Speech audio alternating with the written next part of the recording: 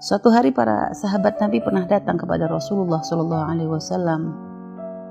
Mereka dari orang-orang yang fakir. Mereka datang kepada Rasulullah dan menangis. Lalu mereka berkata kepada Rasulullah, "Ya Rasulullah, dhahaba ahlud dusur bil ujur." Ya Rasulullah, orang-orang yang kaya itu borong pahala. Yusalluna kama nusalli wa yasumuna kama nasum. Mereka sholat seperti kami sholat. Mereka puasa seperti kami puasa.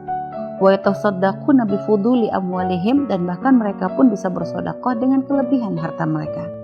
Ini mereka merasa kalau sholat kami bisa ngikutin sholat, puasa juga kami bisa puasa, tapi urusan sedekah ya Rasulullah, jangankan untuk berbagi kepada orang lain, untuk keluarga kami saja kurang, ibaratnya begitu yang mereka sampaikan kepada Rasulullah SAW. Dan para sahabat Nabi merasa sedih di saat kok ada kebaikan mereka tuh gak bisa melakukan. Luar biasanya mereka. Memang seperti inilah halnya orang-orang yang beriman. Jadi selalu rindu dengan kebaikan, tidak ingin kalah dalam mencari kemuliaan di hadapan Allah Subhanahu wa Ta'ala. Maka kita pun harus seperti itu, selalu berlomba-lomba dalam kebaikan. Melihat orang melakukan kebaikan iri, tapi bukan iri karena ada kedengkian, tapi ya Allah, kenapa ada orang bisa sedekah kok enak banget, kami ini sedekah kok susah. Kadang mau sedekah saja ya Allah kepas-pasan. Jadi memang harus ada rasa iri, karena iri itu diperolehkan ketika melihat ada orang alim, ilmunya manfaat, atau ketika melihat orang kaya, lo kok dengan kekayaannya dia menjadi orang ahli sedekah. Iri boleh, iri baik, iri pengen seperti mereka. Nah akhirnya Nabi kita, Nabi yang subhanallah, Nabi kita bukan nabinya orang kaya saja, bahkan nabinya orang fakir. Nabi memberikan nasihat kepada mereka. Awalaysa qad ja'alallahu lakum ma tasaddaqun? Bukankah Allah telah menjadikan kepada kalian jalan untuk bersedekah?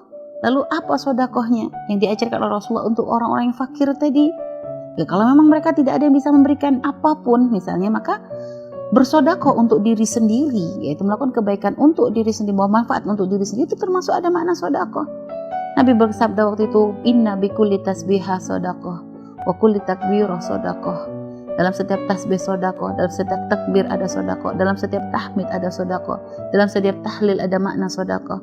Dan ketika kita amar ma'ruf nahi mungkar sedekah. Bahkan ketika seorang suami menggauli istrinya pun ada makna sedekah. Sampai waktu itu sahabat merasa takjub, ya Rasulullah, urusan memenuhi syahwat ada makna sedekah, ada pahalanya?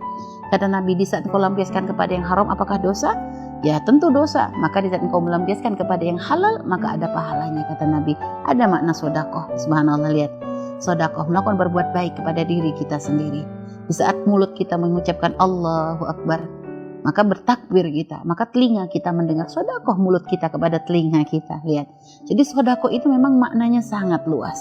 Akan tetapi ingat, jangan gara-gara dengar hadis ini yang biasa sedekah duit, kalau gitu gak usah sedekah duit lagi, cukup zikir saja. Ini kesalahan.